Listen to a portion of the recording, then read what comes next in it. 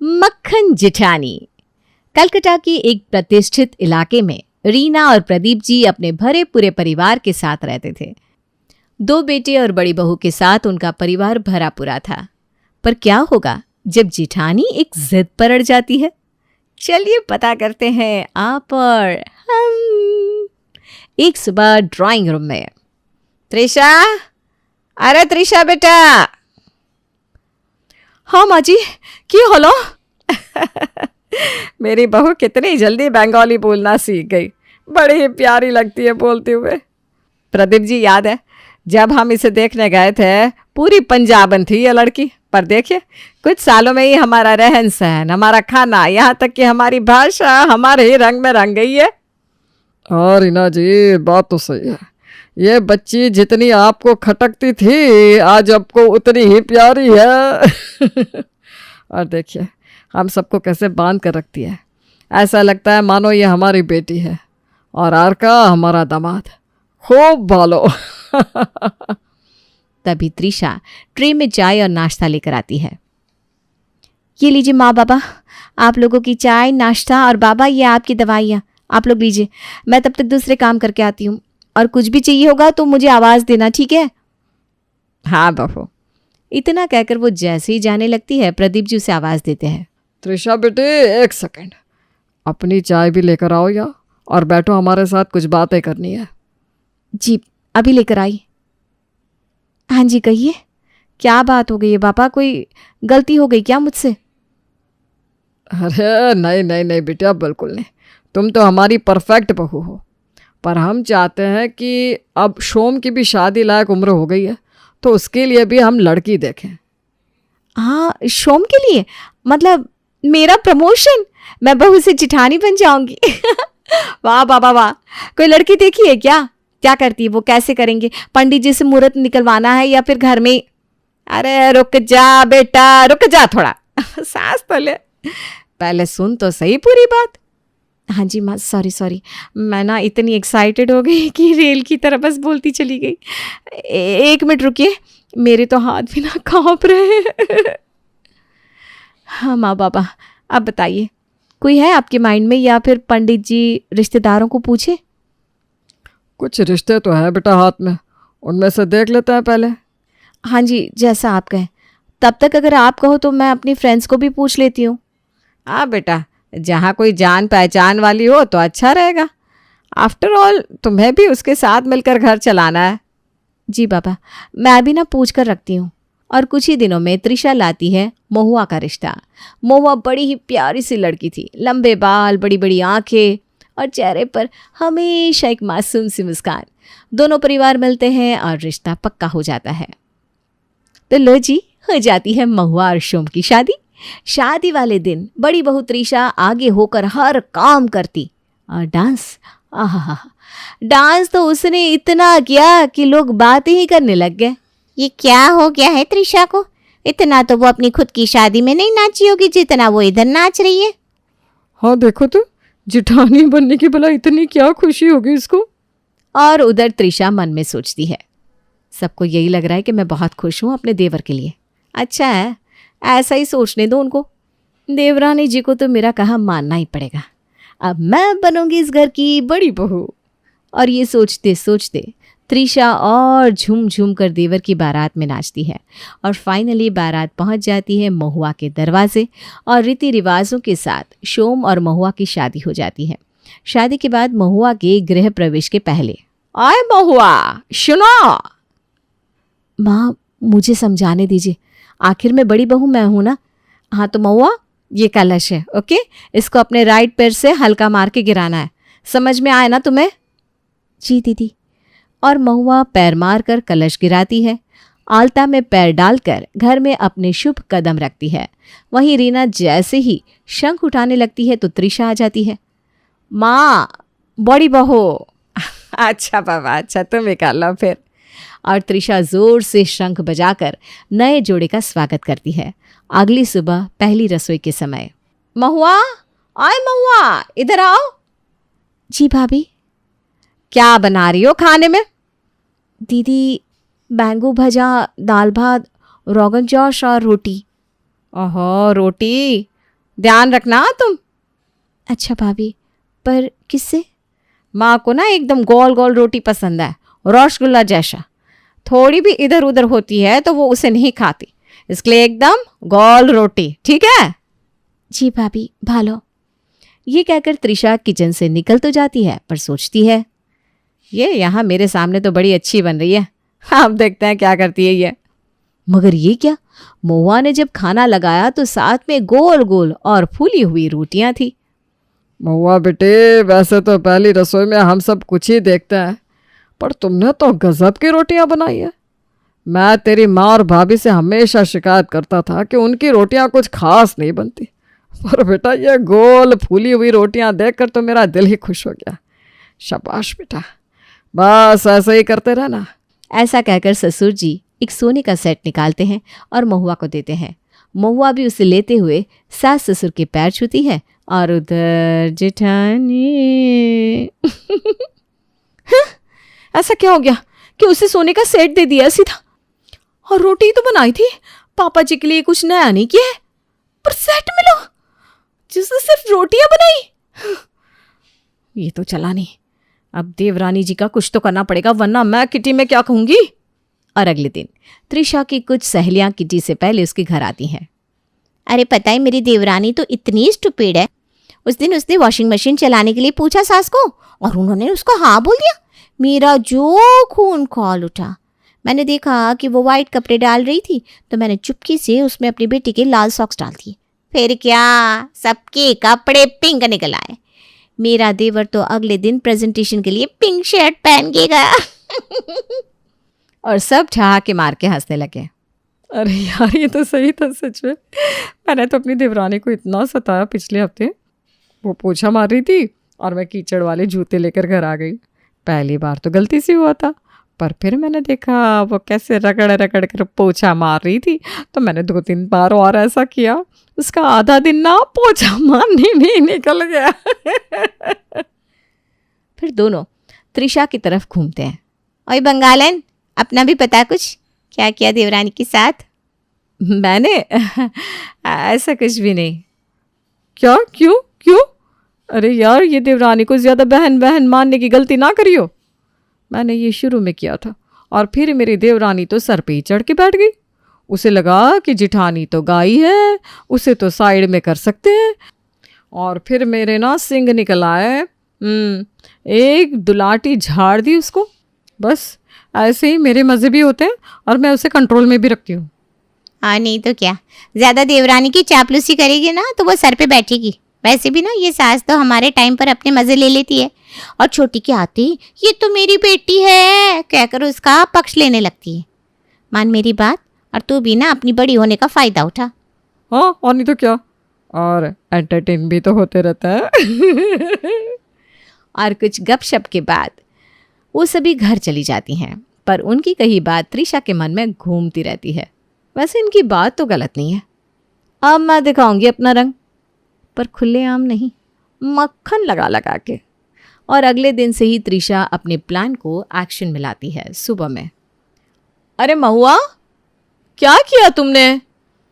क्या हुआ भाभी? मैं तो बस आटा गूंद रही हूँ। उसे एक स्पेसिफिक तरीके से बनाते हैं। माँ बाबा को अच्छा नहीं लगता ऐसा आटा, एक खास तरीका है। अरे भाभी, एक बार ट्राई तो करने दीजिए उन्हें, फिर देखते हैं। मुझे क्या, मेरा काम था तुम्हें बताना, सो बता दिया। अब ये तुम्हारी प्रॉब्लम है। खाने की टेबल पर, अरे ये कैसा फुल्का है? त्रिशा बहू, तुमने महुआ को ये बताया नहीं क्या? मैंने तो, भाभी ने मुझे बताया था, पर मैंने ही कहा कि आज मेरे हाथ का ट्राई करिए। महुआ, तुमने ये क्या बनाया है? ये गले से नीचे उतर ही नहीं रहा। त्रिशा बहू, जाओ जाकर दूसरा फुल्का बना कर ले आओ। जी बाबा। किचन में, देखा महुआ, तुम अपने आप को ज़्यादा होशियार मानती हो ना, कोई प्रॉब्लम नहीं, पर जब कोई तुम्हें कुछ समझा रहा है तो तुम सुन भी तो सकती हो। भूलो मत, मैं यहाँ तुमसे 5 साल पहले आई हूँ, सो प्लीज़ थोड़ा सुनना भी सीखो। अब तो ये फूटेगी और मुझे मिलेगा एंटरटेनमेंट। मुझे माफ़ कर दीजिए भाभी, मैं अपनी गलती समझती हूँ, आगे से ऐसा नहीं होगा। हैं? अच्छा ठीक है, कोई बात नहीं। अरे यार, शिट, गया प्लान पानी में। कुछ और तरकीब लगानी पड़ेगी। ये इतनी जल्दी उबलने वाली नहीं है। अगली सुबह जब देवरानी कपड़े धोने के लिए जाती है तो त्रिशा उसमें अपने सॉक्स डाल देती है। अब आएगा मज़ा। अब तो इसको कोई नहीं बचा सकता। लेकिन ये क्या, सारे कपड़े डार्क रंग के थे तो उन्हें तो कुछ भी नहीं हुआ। ये महुआ तो फिर से बाजी मार गई। ऐसे ही त्रिशा तो मानो टॉम एंड जेरी का खेल खेलने लग गई थी महुआ के साथ। उसका कोई भी काम होता वो बिगाड़ने की कोशिश करती, पर त्रिशा के मंसूबे को वो परिणाम ही नहीं मिल रहा था जिसकी वो कोशिश कर रही थी। फिर एक दिन, माँ कहाँ हैं आप? मुझे आपसे अर्जेंट बात करनी है। अरे बहू क्या हुआ, इतनी परेशान क्यों है तू? माँ ये देखिए आपकी छोटी बहू के कारनामे। क्या हो गया? माँ छोटी बहू सुनती कहाँ है, कभी रोटी गलत बना देती है तो कभी कुछ। आज तो हद ही हो गई, ये बैठ के मोहल्ले की औरतों के साथ हमारी चुगली कर रही थी। है? नहीं बहू, कोई गलत फहमी हुई होगी तुझे, ऐसा हो ही नहीं सकता। पूछ लीजिए ना उससे, मैंने खुद सुना। वो कह रही थी मेरे सास ससुर को तो सिर्फ गलतियां ही दिखती है और कुछ नहीं, और तो और वो अपनी माँ से भी हमारे घर की बातें करती रहती है। ये तो ठीक बात नहीं है। महुआ किधर है? इधर आओ अभी। महुआ भागते हुए आती है। जी माँ जी। महुआ, तुम्हारी गलतियों पे हम पर्दा डाल देते हैं क्योंकि तुम छोटी हो, पर ये क्या, तुम तो सरेआम हमारी बेइज्जती करती घूमती हो। भला ये क्या तरीका हुआ? पर माँ जी मैंने क्या किया है, मेरी तो कुछ समझ में ही नहीं आ रहा। बात यह है कि, अरे माँ जी रहने दीजिए ना, अब बात की इतनी गहराई में जाने का क्या मतलब? जब सामने वाले को पता ही नहीं कि क्या हुआ है तब बोलने का कुछ फायदा है क्या? नहीं बहू, अब तक तो मैंने ज्यादा कुछ बोला नहीं था, पर इसने आज हद पार कर दी है। अब मुझे इस लड़की से बात ही नहीं करनी, चली जाओ यहां से महुआ। और उसके बाद भी रीना महुआ को डांटना बंद नहीं करती। वो तो उसे सुनाती जाती है, पर महुआ तो एक शब्द नहीं कहती। जैसे ही वो बाहर आती है देखती है कि जेठानी तो मुस्कुरा रही थी। क्या हुआ, मिल गई डांट? अरे दीदी ऐसा कुछ नहीं है, वो तो बड़ी है, उन्हें बोलने का पूरा हक है। अरे अजीब ढीठ हो तुम, कुछ फर्क ही नहीं पड़ता। दीदी बड़ों की बात का क्या बुरा मानना, किया होगा कुछ गलत तो डांट दिया। मतलब तुम्हें यह भी नहीं पता कि तुम्हें डांटा क्यों गया? नहीं, पर कोई ना, सब भालो है। अब त्रिशा का गुस्सा 7वें आसमान पर पहुंच गया था और गुस्से में वो फूट पड़ी। अरे उन्होंने तुम्हें इसलिए डांटा क्योंकि मैंने तुम्हारी चुगली की थी। इतना बेवकूफ भी भला कोई कैसे हो सकता है जो डांट खा के भी कुछ नहीं बोलता? कोई बात नहीं है दीदी, आपने कुछ देखा होगा जो मैंने ठीक से नहीं किया, वही आपने माँ जी को बताया होगा। मैंने उनसे तुम्हारी चुगली की थी कि तुमने पड़ोस की औरतों के साथ उनके और बाबा के बारे में गलत बात की थी। पर दीदी ऐसा क्यों? बस मुझे तुम्हें डांट पड़वानी थी, मेरी मर्जी। और तुम छोटी हो, ज्यादा नाटक मत करो, ठीक है? जी दीदी, आप जैसा बोलेंगी मैं ठीक वैसा ही करूंगी। ये सुनकर तो त्रिशा और भड़क गई और अपना पैर पटकते हुए वहां से चली गई। तभी पीछे से रीना बाहर आती है। महुआ, ये क्या सुना मैंने? तुम्हें यह भी नहीं पता था कि मैं तुम्हें डांट क्यों रही हूं? जी माँ जी, अब अगर आप डांट रही हैं तो ज़रूर कोई बात होगी जो मुझे समझ में नहीं आई, पर आपको तो आ रही होगी, इसीलिए। अरे बेटा, इतना भी सीधा होना अच्छी बात नहीं है। ये तेरी जेठानी जो ज्यादा मक्खन लगाती फिरती है ना हम पर, उसे मैं लाइन पर लाऊंगी। हम बंगाली में कहते हैं अब खेला हो बे। और इसी के साथ वो लोग प्लान बनाते हैं। अगले दिन जेठानी की सहेलियां फिर से आ जाती हैं। अरे मैं क्या बताऊं, मेरी सास ने तो मेरी देवरानी को धक्के मार मार के निकाल दिया घर से। और मेरी सास ने तो मुझे अलग घर खरीद के दे दिया। मैंने देवरानी को कर दिया उन बूढ़े बूढ़ियों के हवाले। हम बस मैं और ये अकेले मज़े की ज़िंदगी जी रहे हैं। तो बता त्रिशा, तेरा कुछ सीन हुआ क्या देवरानी के साथ? जैसे ही त्रिशा अपनी बड़ाई करने वाली थी उसकी सास आ जाती है। हाँ, त्रिशा ने तो झूठे इल्ज़ाम डाले अपनी देवरानी पर और उसे मुझसे डांट पड़वाई, है ना मज़े की बात? कमरे में सन्नाटा हो जाता है। तभी सास फिर से बोल पड़ती है। अरे मुझे तो वैसे भी वो पसंद नहीं है इतनी, हर बात में बस हाँ जी करती रहती है। हाँ आंटी, और क्या है, तूने बढ़िया काम किया त्रिशा। वही तो त्रिशा, बहुत बढ़िया, ऐसे ही करना चाहिए था। माँ जी मैं तो कहती हूँ ये महुआ को आप निकाल ही तो घर से, क्या फ़ायदा, ना कोई लड़ाई ना झगड़ा, अरे ऐसे टाइम पास कैसे होगा। तभी गुस्से में महुआ आती है और कहती है, ए त्रिशा सुन। महुआ ये कैसे बात कर रही हो तुम? वैसे ही जैसे करनी चाहिए, फालतू औरत। तुझे बहुत शौक है ना उंगली करने का। मैंने तुझे बड़ी बहन मानकर पलट कर जवाब नहीं दिया तो तू मेरे सर पर ही चढ़ गई। और ये तेरी तितलियां, इनको तो मैं आज निपटाऊंगी। अरे तू धक्के मार के देवरानी को निकलवा दिया है और उसमें फतेह हासिल कर ली। वाह जी वाह, तेरी माँ को तो पता है कि तू ऐसी हरकतें करती है हैं? और तू अलग घर में मजे मैंने देखा है, एक कच्छा तो धो नहीं सकती, नौकरानियों के हाथ पैर जोड़ती घूमती हो, है ना? आता क्या है तुझे? आग लगाना। पति को रात में क्या देती हो? चुगलियां। उठो सभी और दफा हो जाओ यहां से फौरन। दोनों सहेलियां दुम दबाकर भाग जाती हैं और फिर महुआ पलट कर त्रिशा को देखती है। बहुत शौक है ना तुझे आग लगाने का, तो चल खड़ी हूं मैं यहां, जो आग लगानी है लगा ले, चल। देखो तुम ना अपनी हद पार कर रही हो, तमीज़ में रहो। माँ जी समझाइए ना इसे। बेटा ये आग तो तूने ही लगाई है, अब तू ही देख ले क्या करना है, मैं तो इसमें नहीं घुसूंगी। अपने आगे और कोई रास्ता ना होने के कारण त्रिशा घुटने टेक देती है और कहती है, महुआ मैं जानती हूँ मैं तुम्हें मक्खन लगा लगा कर तुमसे अच्छी बनती थी और तुम्हारे काम भी मैं ही बिगाड़ती थी, पर मेरी कोई चाल काम नहीं कर रही थी, इसीलिए मैंने माँ जी के कान भरे। मैं दिल से तुमसे माफ़ी मांगती हूँ, मैं वादा करती हूँ मैं आगे से ऐसा कुछ भी नहीं करूँगी, अच्छे से रहूँगी। माँ जी, अगर जेठानी जी को मुझसे इतनी ही प्रॉब्लम है तो मैं और शोम घर छोड़कर चले जाते हैं। चुप, अगर कोई जाएगा तो वो है त्रिशा। चलो त्रिशा, अपना सामान बांध लो और निकलो यहाँ से। इतने में प्रदीप, आरका और शोम भी आ जाते हैं। बाबा आरका शोम देगी ना, माँ जी मुझे और आरका को निकालने की बात कर रही है। नहीं बेटा, सिर्फ तुम, आरका तो इधर ही रहेगा। हाँ त्रिशा, हमें सब पता चल चुका है, अब बस बहुत हो गया। तुम अपने मायके जाओ या कहीं भी, डाइवोर्स पेपर्स तुम तक पहुंच जाएंगे।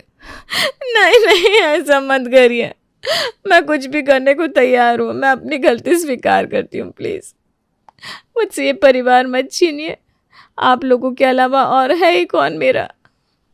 बेटा तुम्हारी किटी की सहेलियां तो है तुम्हारे पास। नहीं नहीं नहीं, मैं कहीं नहीं जाऊँगी, मैं इधर ही हूँ और सदा इसी परिवार में रहूँगी हमेशा, प्लीज़ मुझे माफ़ कर दीजिए। ये देखकर महुआ से और बर्दाश्त नहीं हो पाता, वो कहती है, भाभी बस अब उठिए आप और आंसू पोछिए। ये हमारा प्लान था, आपको एंटरटेनमेंट चाहिए था ना, तो मैंने दे दिया। अब आई होप कि आप कुछ टाइम के लिए तो संतुष्ट रहेंगी। प्लान वो भी तुमने बनाया, पर तुम तो। जी नहीं, ये मास्टरमाइंड है हमारी प्यारी सासू माँ, ये उनकी ही प्लानिंग थी। अब बस मैं आपको ऐसे और नहीं देख सकती, आप प्लीज़ उठ जाइए। और रही बात माफ़ी की, तो बड़े छोटों से माफ़ी नहीं मांगते। देखो त्रिशा, जिस लड़की को तुम इतना तंग कर रही थी, आज वही सबसे पहले तुम्हारे लिए खड़ी हो गई। ये होती है घर की बहू, ना सिर्फ घर की लक्ष्मी या अन्नपूर्णा, पर वो जो घर को और सभी सदस्यों को अपना मानती है, जो घर जोड़ती है, ना कि जो तोड़ती हो। मैं समझ गई और मैं अपने आप को पूरे तरीके से बदल दूंगी महुआ। आज से तुम मेरी देवरानी नहीं, मेरी बहन हो। और बस इसी तरह साहा परिवार की खुशियां फिर लौट आई। और जहाँ तक जेठानी की सहेलियों का सवाल था, तो उनकी तो no no no no no no no entry.